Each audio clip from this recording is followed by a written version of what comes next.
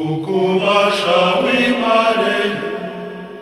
ntabisingizo bareshya ntawamukabiriza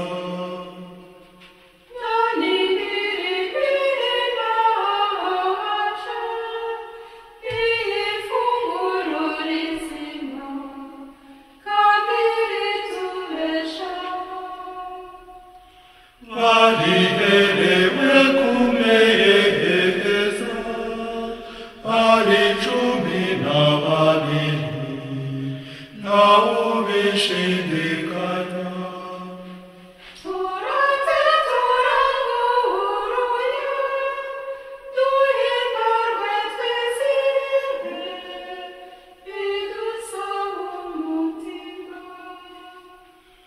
uyu muhozi mukuru tugira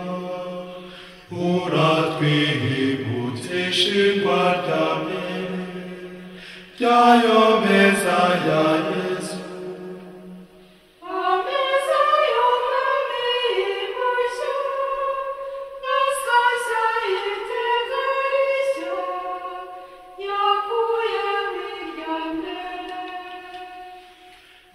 irishaje n'irishya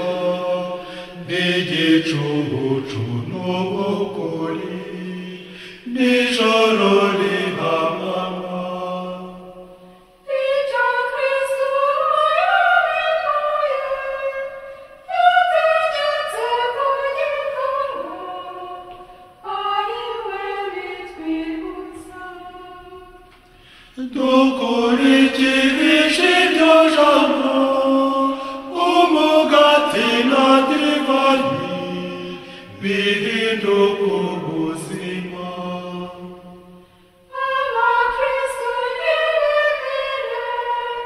kumugati ari umubiri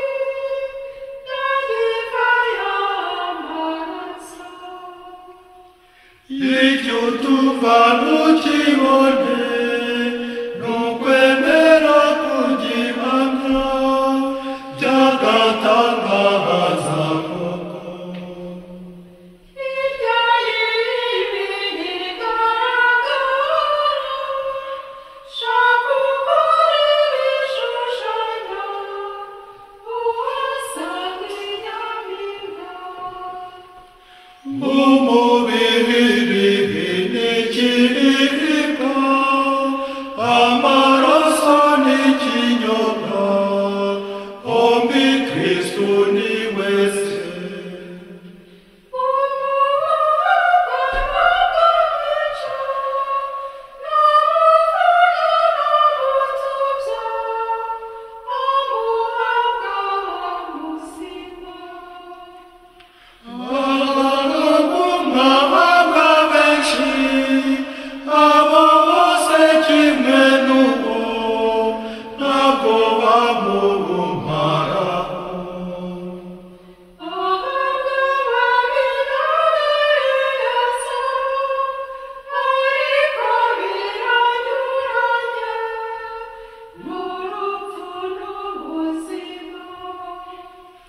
ubugingo n'ubwabereza ababibaha ku rupfu nibo birobanura Manyurirya sakramento niwikanye jya wibuka wari wese ntukinayo umuwasiya yose nakiza turwiyumvaho amanyu rw'ikimenyetso bitatu by'imimerere n'indeshyo y'ahanyiracyo dore uw'abamarayika wagaburiwe abagenzi umugatika w'abana batajugunye irimba wari warashushanyijwe n'igitambo cya Izaki